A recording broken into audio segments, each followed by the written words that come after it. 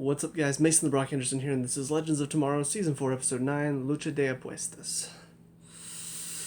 I had one request. Please don't make Mona a big part of this season. So what did they do? Front and center! God!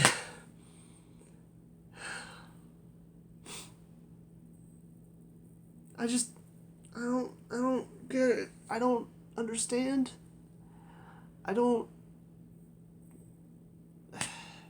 is she? Like, she had to be dating somebody on the production team, right? Like, that's gotta be what happened. Because, good God. Like, let me just go ahead and describe everything wrong with Mona. First of all, she's not that funny. She tries to be funny, and she's not. She just does this big goofy smile like, oh my gosh, I'm so happy to be here. Oh my gosh. Oh, you want to talk about the crush it? Oh my gosh. Okay, let's talk about it, okay?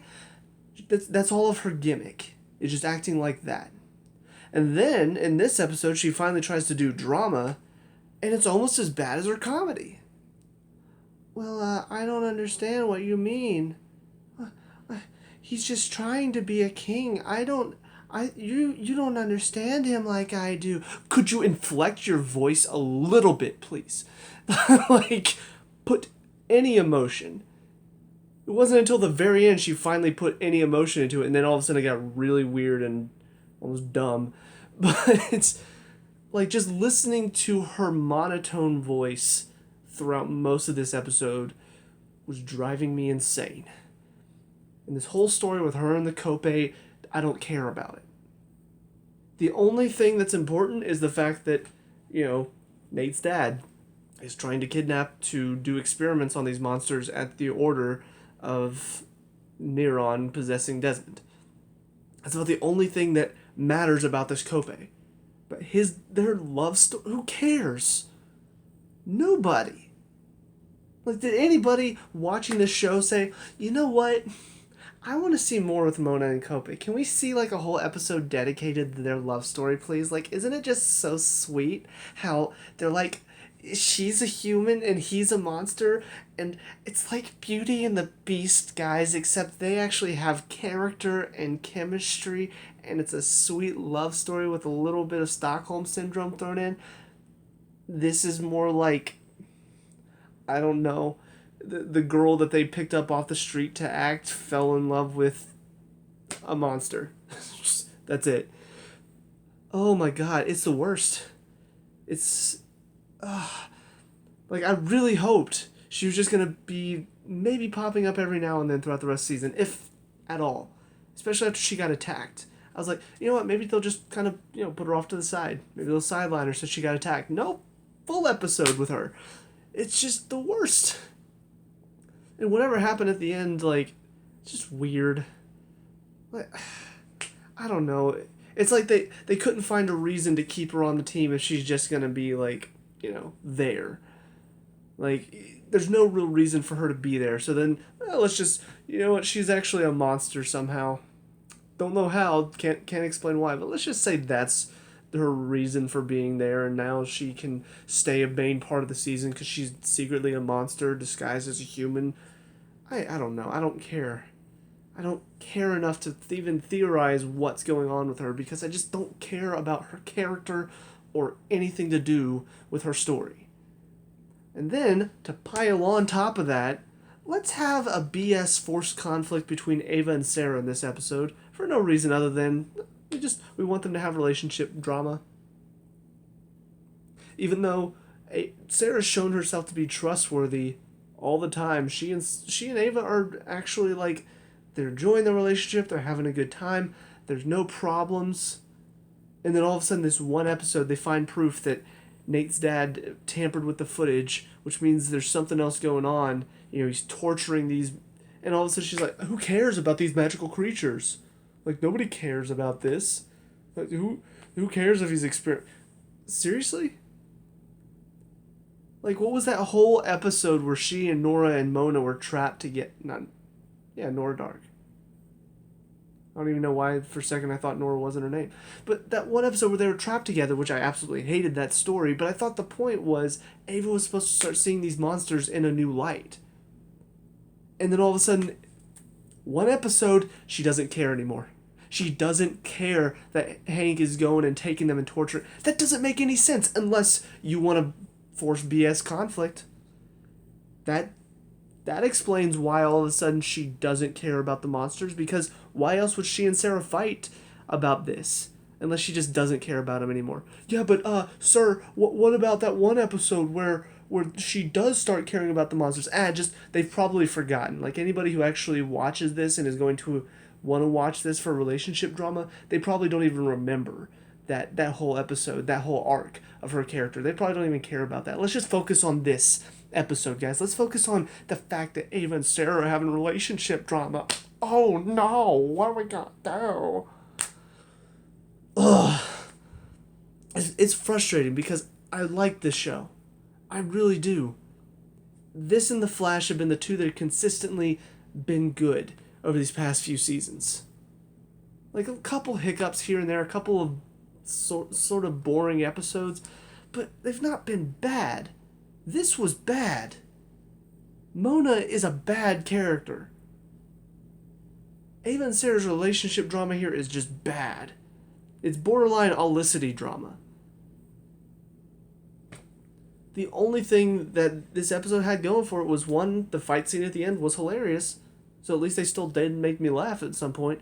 And to be honest, like, I like the thought that Nate is now having to keep a track on his father, because he figures out that something's going on. Like, that is good. It's a good story for Nate. It's something he has to deal with because he just worked so hard just to gain his father's approval, and now he finds out his father's doing something evil, so now he has to work against him. I mean, that's a good story. I want to see where that's going. But the problem is, I gotta put up with half of an episode of just nothing but stupid stuff. You got Mona and her love story, and then you got Ava and Sarah relationship drama, and both of them are dumb. Both of them have no point being a part of this show. Like, you could have this whole story with Hank trying to get the Cope out and all of that. You could have all of that without having a stupid love story with another character. And honestly, Mona, you could just not have her on the show at all. But there's no reason to have her character here. They're trying to give her a point now with this stupid thing where she turns into a monster at the end, but there's no reason to have her on the show. And whoever's directing her needs to be fired. I don't know if it's the director, I don't know if it's her, whatever the case. I mean, just listening to her is giving me ear problems, like hearing problems. So, yeah. I was hoping to try to get, because I wanted to do 4 episodes and then watch the other shows to the end and then another 4 episodes, but looks like I'm splitting these up into 2 episodes at a time. Not my favorite thing in the world, but when you have to rant and rave this much about the stupid stuff in the show, don't have a choice. So anyway, that's it for this episode. On to the next one. See you there. And now episode 10, Getaway.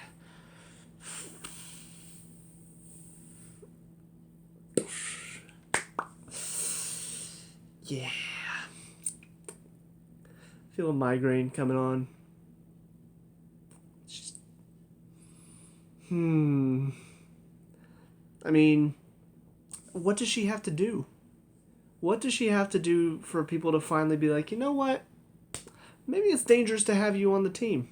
Maybe it's dangerous to have you working in a highly secure facility dealing with dangerous creatures. What'd she gotta do? Because first it was everything to do with Nora Dark, everything she did, and Ava was just like, you know what? You're right, Mona. You're right. We should treat them with more respect. And then, of course, she went back on that because they needed to create, relationship drama. But yeah, she deals with this whole Cope thing. Apparently, her getting scratched is what gave her the power. So I guess that's a Cope thing I don't know about. Which is weird because she seems to know so much about all of these creatures. You'd think she would know that getting scratched would do that to her. But anyways, but yeah, so she's just on this trip. and then she screws everything up. And what does Sarah do? She apologizes to her. Sound like somebody else you know? Look, Felicity, you can't do that. Oh, well, I'm going to do it anyway. Okay, well, you messed everything up. But you know what? You're right. You're right. We should have listened to you from the beginning, Felicity.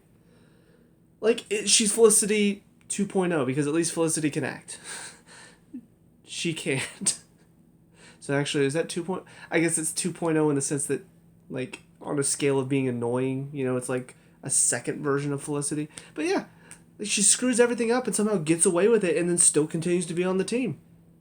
She pokes a freaking hole in the top of the jar holding the bug that is causing the problem. Hello? You don't do that.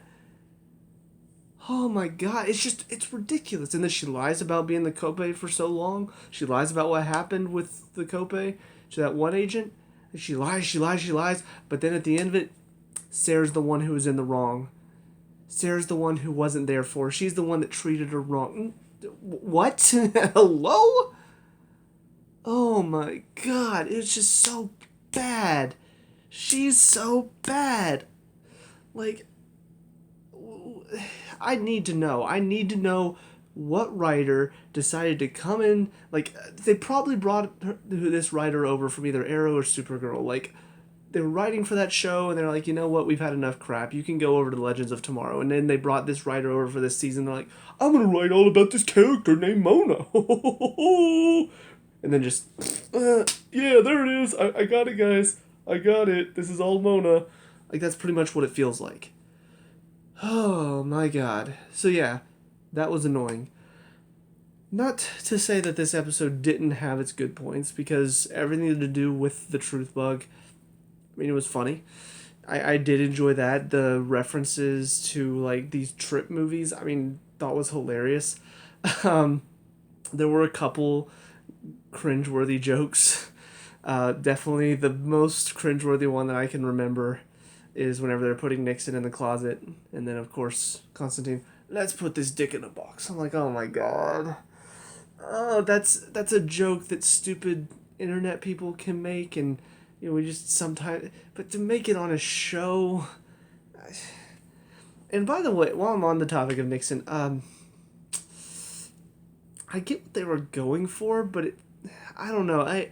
Most of the time when they get somebody to play a historical figure, like, yeah, they play him a little bit more goofy and more, you know, not characterized, but a lot more, I guess, over the top than the real character was.